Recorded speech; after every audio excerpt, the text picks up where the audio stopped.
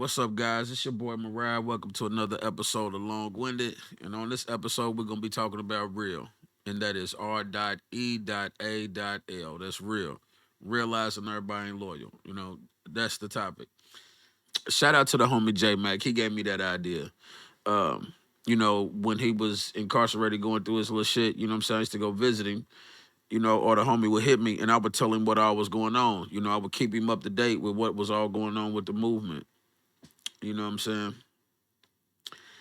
And he hit me with that. He was like, "Yeah, man, realizing everybody ain't loyal." And I was like, "Damn!" It was so much stuff that was going on at the time with, homies trying to backdoor me on deals. Like, when I went down to Atlanta, I took one of the homies down to Atlanta with me, and he ain't know the relationship with me and the people down there in Atlanta. You know what I'm saying? And he hit the homies, they all we all I'm a play about all that shit, so I'm like, yeah, get the homies information and do all this shit, you know what I'm saying? And not saying that he couldn't have been able to go work with him, but his choice of wording, how he went to go down there, he called my homie, I had a friend, I had a partner.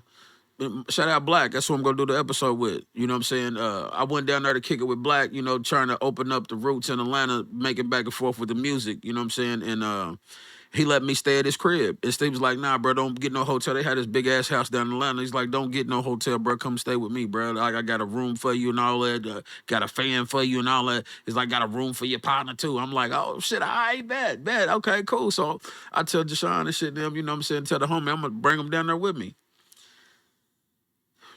They entertain us and everything all weekend and all that. Homie didn't come down with his ID, so he couldn't go certain places with me. But nonetheless, homie entertained him.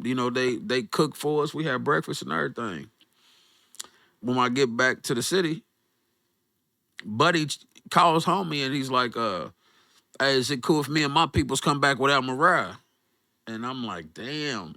So when he hit me and tell me the shit, honest to God, he'll tell you. The homie them wanted to put him in the blender. They wanted to put him in the blender, and I was like, nah, he don't know no better. He don't know. You know what I'm saying? Like, he don't know the love that I got with people, the loyalty. You know what I'm saying, and all that shit with the homies that I got. Nor he don't know how I know them. You know what I'm saying? He don't know the history of us. Like we done been thumping and I done blocked off bathrooms and shit, you know what I'm saying? Like, you better not move. You know what I'm saying? Like, we done went through shit like that. Like, and you asking him, can you backdoor me? But so it all correlated so much when Mac hit me with that, realizing everybody ain't loyal. Cause I was like, damn, yes, that's perfect, bro. Because I'm falling out with so many people because I'm starting to say no to shit. You know what I'm saying? And that'll be something that we'll drift into in this topic is being selfish. In some situations, you got to understand when it comes to that other person that you choosing you against, that's calling you selfish. If you choose them, it might be your loss. You can't. You have to place yourself in a situation to be able to help somebody. You can't be out here trying to help somebody else and you ain't got your shit together. You know what I'm saying? That's what's just gonna create toxicity. You know what I'm saying? You got these women that wear the pants and pay the bills, and then you want a man that got his own. You're not gonna handle him like that. So she's gonna have this dude that don't got nothing. You know what I'm saying? That all he care about is his shoes or whatever the fuck he got. You know what I'm saying? Like, she's gonna get that dude, and she's gonna try to handle him accordingly. We have to understand these type of little things, and when choosing to be selfish. But back to real, you know, it was a lot of shit that was going on that started to make me realize that, what I'm saying, the people around me had different agendas. You know what I'm saying? So it's realizing everybody loyal was just perfect. You know what I'm saying? It was perfect in that situation. You not knowing, you know, you not knowing that people have other agendas. That was just the craziest shit about it. Even going into that situation, you could do the most for a motherfucker. and it's not enough. You know what I'm saying? You can go out your way and inconvenience yourself 1,000 times for a person and it not be enough. All a lot of people remember is what you can't do is when you say you can't do something, and it's that it breaks down to that. Ah, come on, bro, I really need you, bro. Like, come through for me one time. Like, you like, nah, they came through for you 1,000 times. It's I can't, and it's sad because some people can't accept that. Then that's how you end up falling out of stresses. You know, we don't understand when we bird feeding homies. You know what I'm saying? Like, everybody think they real. You know what I'm saying? Like, real ain't real ain't being your flunky. You know what I'm saying? Real is we breaking bread together. Like, if I'm taking the risk, regardless of how you brought it to the table, we splitting it. You know what I'm saying? Because if it wasn't for my part, it wouldn't be no you. You know, and also during this situation, you know, something I would say that a lot of people don't think about is when you have a plan, you know, say the whole movement that jumped off of me and everybody that I was dealing with, you know, what people don't understand is I was sitting in that building by myself. You know, I was making deals with John and the other people that I was making deals with, doing whatever we was doing, you know, with Alicia and all these different people. And I decided to throw a party. I decided to throw a party, invite a bunch of people, and you know, black sheep spawned from that situation, and everything started from that situation. People don't understand what I lost in that situation, nor do they understand what I put into that situation. You know, and to come out the way that it did, you know, for me to have the one stop portals and the websites with my business, with my music and everything on there, and me trying to show my little cousin the game and adding her to this shit, you know, for her to think that, for her to receive some emails thinking that something's different instead of asking me what's going on, coming to me assuming something sideways, assuming that I put businesses in her name and shit, and changing my passwords, locking me out of shit that was created, and I brought them in. That's, you know, what people don't understand is I opened doors for a lot of people. It wasn't never really no doors open for me. Nobody ever gave me nothing. You know, the people that I was networking with at the times, doing beats and giving beats and buying beats for and everything, you know, when I was taking some of the bread that I had, buying all that Sam stuff, putting in there for them, you know, it was a lot of stuff that I was doing for people that people don't factor in, you know. And I won't lie, I didn't know ways to be selfish in those situations.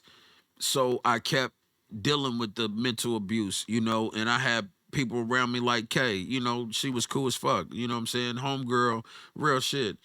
She put herself in a lot of situations with me, jumped out the window when it came to the ideas that I had as far as hustling, the ideas that I was on when it came to videography and everything. It's just that she had a hard time with listening. You know what I'm saying? Like, that was her only problem. But when it came to having the the the drive to do something, she was with it. You know what I'm saying? Like, she was with whatever it is. You want to ride to Mexico to make something happen, she's with it. She's like, where we going? You know what I'm saying? Like, but when it came to do it this way, you know, she had a problem. You know, that was the issue with that. But when we started to have these problems, a lot of us, I didn't stop to try to have a conversation with nobody because mentally I was done with everything. You know, what people don't realize is y'all came into my unit trying to tell me that, hey, well, maybe the TV looks better over here. Hey, you know, you should put the couch right here and you should do this and do that. You know, when that's not what you're here for. You know, you here for, you know, videography, or you here for, you know, music, or you here for, you know, singing, whatever the case may be. Just everybody, it was too many Chiefs, not enough Indians, and nobody realized that the only thing they brought to the table was a talent. And my thing is this: what people didn't never stop to think about was, you know, it was mediocre at best. Yeah, not to, this ain't to knock nobody or throw shade at nobody. I ain't on none of that shit. It's the direction that people were going in, the drive that people displayed. They didn't have none. But they would talk to me, the person that put all this shit together, as if I was the help, as if I needed to be in these situations. You know what I'm saying? And that's, what I be trying to stress to people. You have to understand when you in situations like that, it's a lose-lose. You have to choose yourself in these situations because you already seeing all the signs and you already going through all the stuff. You have to ask yourself, what other reason would you be doing it? What other reason would you continue to go through this? There is none. But for some reason, I kept, having a big heart trying to please people and going through the things that I was going through, doing the shit that I was doing. It blew up.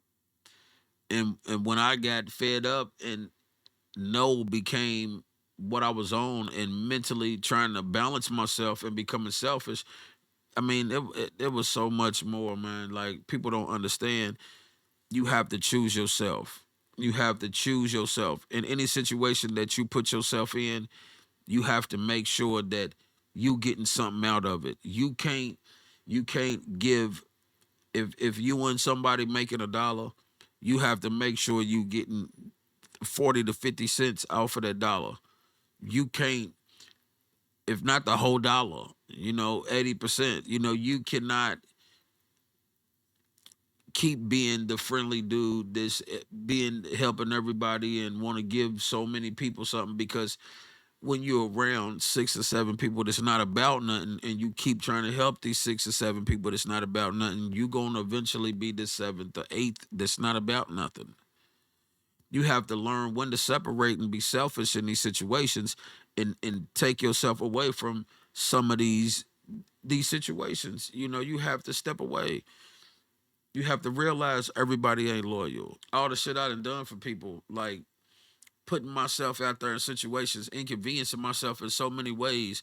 It's not a venture that I got into with people that I didn't fund, that I didn't pay for. You know what I'm saying? It was all my bread that paid for whatever it is.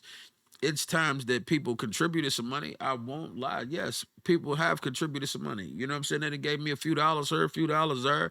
You know what I'm saying? Just trying to do something towards the movement. And I was like, good looking. You know what I'm saying? And I put it towards the movement, but out of town trips, gas, food, whatever, when it came to places we housed at, whatever, like I pay for that shit. You know what I'm saying? Nobody footed the bill when it came to any ideas that I had. When it came to shooting the videos for Drum them, NFM and CEO Boogie and all them dudes that I was going down there when I was filming them at the club. When I was filming all them Walk Dog and shit, Drum was bringing all them dudes out. You know what I'm saying? When I was going down there filming all that shit, I was paying my own money to get down there. You know what I'm saying? And he would pay me for, whatever work that I did down there, and even then that wasn't all that. And the homie don't realize why the last cameraman quit. You know what I'm saying? Like it was just the vibes that I used to get with them, and this ain't no shade towards the homie, none of that shit. It was cool. But shit, I was just trying to help out, but in our reality, bro, like that bread wasn't shit. You know what I'm saying? Like it wasn't what none of the work that I was ever doing was about the bread, and he ain't realized that shit. So the same way I did when me and Lil George, shout out George if he ever see any of this shit. Like he was a cool dude, you know what I'm saying? George was dope as fuck. And I really, I fucked it up with y'all. I dropped the ball with it. I dropped the ball with my team. I will say that. When I was working on that album and everything, from me and Steve and all them, yeah, I dropped the ball because I was dealing with a lot of shit mentally, you know what I'm saying? And the fact that niggas want you to kiss ass after the fact, you know what I'm saying? That's what drives me anyways on you can't you can't fault somebody for not knowing something, you know what I'm saying? And then, especially when like mental awareness, mental health. You can't tell me how to think about shit that's been done to me. You know what I'm saying? If you a friend of mine's, you supposed to help me heal from these situations. You supposed to be able to help me get past shit. You don't fucking push buttons and trigger shit. You know what I'm saying? A lot of people don't understand that. And then the way what you eat ain't gonna make me shit. You know, Steve told me this shit one time. One of the homies, you know, we got an argument. You know, something had happened, and he told me, he was like, I handled the situation, just not how you expected me to handle it. And he was right. He was right. You know, that's what I'm talking about. Being selfish in those moments of choosing yourself, choosing to know, okay, this could be the outcome or that could be the outcome. You know, that relate to that other episode I did where I talked about pride, the respect of others. You know, even though I was upset at homie for the decision he made the right choice at the time because that was for his family. And I was being petty because of the situation I was in with my toxic ass ex-wife, you know, going through the stuff that I was going through, not realizing mentally that I was projecting on the homie. You know what I'm saying? And it kind of broke us down a lot, you know, to where I started to cause mental damage on him. You know, like that's when you get to realizing that, you know, everybody ain't loyal. You know, it just it's like you get to trying to you get to looking for reasons to keep people in your life. When you get to looking for reasons to keep people in your life, you have to start being selfish. You have to start choosing you over these friendships and over these hangouts or whatever it is, because your well-being is all that matters. When you get to of age, you have to have your shit straight. You know what I'm saying? You can't rely on the respect of other people and the moves that other people may make. In some situations, yeah, that's true, depending on how y'all moving. If y'all moving as a unit, a cohesive unit that's just chasing paper, trying to do something. But as far as the choices you make and how they may make you look, as long as you comfortable with it, man, fuck what somebody else think. That's people's problem. You know, excuse me.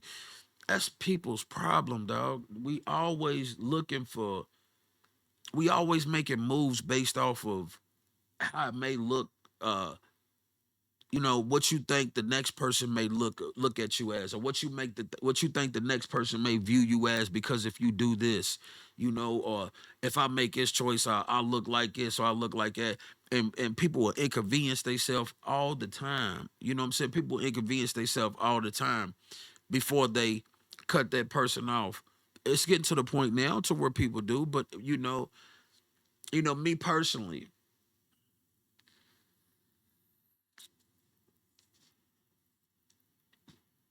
me personally, I'll say I had homeboys. Me personally, I had homeboys that, when I went through whatever I went through and I come home trying to change my life and shit, things were rough.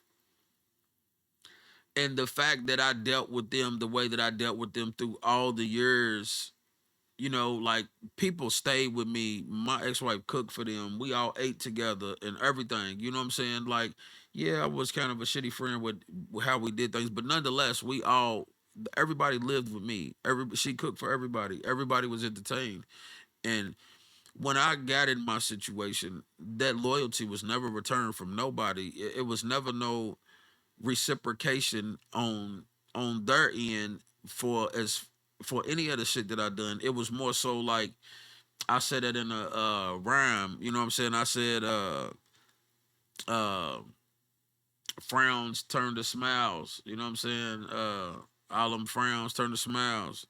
Something upside down. I said something, I can't remember what I said, but I started talking about how they all was kind of sad and mad that I was doing good and eating the way that I was eating before I ended up in that situation. And then when I ended up in that situation, everybody became happy and everybody was, especially my baby mama, you know what I'm saying? She act like she had a ball and chain on her ankles and she couldn't go nowhere. When she had her own car, she used to leave and she would go get a hotel or something somewhere, then call me from the hotel and shit, trying to work things out or whatever and come back. But when I got in that situation, she started to tell people like she felt trapped and all that shit, like and it just led to, what people don't think about was I started to realize things like this. That was the first time that I was actually ever in need of things. You know what I'm saying? Like needing somebody to ride with me or needing somebody to support me and shit because I had been doing for myself from like 14, 15 years old. Should I have my first car at 15? So, I have been doing for myself at a long time and just dealing with that, being that vulnerable and that for the first time in your life and then people starting to act like, well, you remember when you said this, and you remember that girl, and you remember this, and yeah, but I was like, man, I was in there going through it, okay, But all I'm saying is, it conditioned me mentally to start to choose myself in situations like you only get one life to live. You're not gonna get another life to do it differently the next time because you start to see it this. You was like, damn, okay, this is what works when you got people like Einstein that say 10,000 ways to fail is not 10,000 ways that you failed, it's just 10,000 ways something didn't work. That's people trying relentlessly to make something happen. That's people trying relentlessly to make something happen. We have to have that same type of train of thought when it comes to making something happen. You can't just crash out over shorty because it didn't work out. You can't think that that's the end of it. You can't place your eggs and all these eggs in this basket thinking that this is all it's gonna take. You have to start to make choices for you. It don't care, like, man, I ain't that type of nigga. I don't do that. I ain't that type of person. I don't do that. I don't do that. Well, you better, because you got some people, you know, when it comes to uh, a pretty chick that ain't got no money, pointless. You know what I'm saying? Like, some of these women ain't worth the stress that they gonna take you through. You know what I'm saying? And you got some of these dudes that, like I seen the Joe Budden podcast where the where him and Mark was talking, where that girl said that she looked up stonewalling because stonewalling is an abuse, is a form of abuse. Like, how can how can you not saying nothing be a form of abuse? You know, you not saying nothing could be because of the way that you coming about in a situation. It could be changed to where your approach can be different, and then a person can stop stonewalling. But to try to categorize stonewalling as an abuse, like, man, they reaching, man, they reaching. It's just too much. It's too much. It's just a list of things that we have to do as men nowadays that's just unrealistic. You know what I'm saying? When at the end of the day, y'all don't live up to these same realities. You got this average, you say you got this dude that, man, the Drake situation where he dude didn't pay for these tickets and they brought this girl to the show and shit and took off, man. It's just crazy. But you invest in all this shit trying to make it work, and then somebody's like, well, hey, I'm thinking about this, because you can't be that dude to be like, this is my, you know, explicitive, you know what I'm saying? This is mine, and I control this. That's hers. She can do whatever she wanna do with that kitty. You know what I'm saying? She go take it wherever she wanna go. She can give it to whoever she wanna give it to. It's not yours. And that's what we don't understand as men, is that you can't control that type of shit. You know what I'm saying? You can't be mind controlled by that shit. You have to be a player to know when to brush that shit off your shoulder and not pay no attention. You got to learn that, you know, a woman that got her shit together is so much, to me, she's so much more interesting than that pretty chick that ain't got shit. Because at the end of the day, where can you go with that? And say you make it something and they don't want what you want. You now have children and whatever drawn out about it, and you didn't put whatever effort towards it, and trying to make things happen or whatever it is, and it just don't be worth it, bro. Like, it just in my opinion, be selfish. Choose somebody that want that. Choose a dude that want to take care of a girl. You know what I'm saying? That, choose a girl that want to take care of a dude. You know what I'm saying? Like, whatever situation it is, but you yourself be about something. You yourself be about something. Don't care what the next person think about you. You know what I'm saying? Because it ain't gonna stop you unless you just out here like on some asshole shit. It's gonna stop you from doing a lot of things. But as far as what somebody viewing you as, defining you like friends or buddies or whatever, like, bro, that shit is irrelevant. You know what I'm saying? Like, choose what's gonna get you to where you need to be. Not saying that drink all the water in the village and don't worry about nobody else selfish. I'm saying be selfish in that choice to where if you got a group of friends this like, hey man, hey man, hey man, hey man, and you just like, nah, I can't, nah, I can't, I'm cool, nah, I can't, nah, I can't, I'm cool.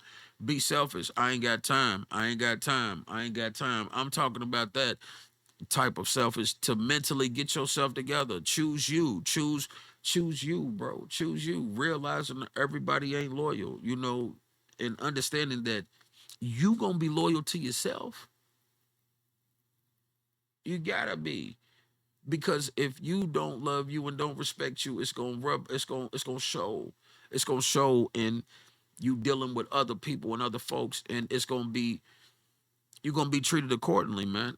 You know what I'm saying? You have to think about these things when you're dealing with shit. You have to realize everybody ain't loyal. You got to understand that everybody can't go. You can't please everybody, man. You know,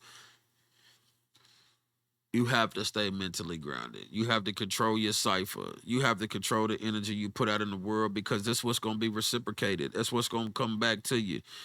You have to not give two fucks what somebody else think about what you got going on. Yep. So that's it for that episode, guys. I hope y'all enjoyed it, man, and rocking with me and catch me on the next one. It's your boy Mariah. I'm out.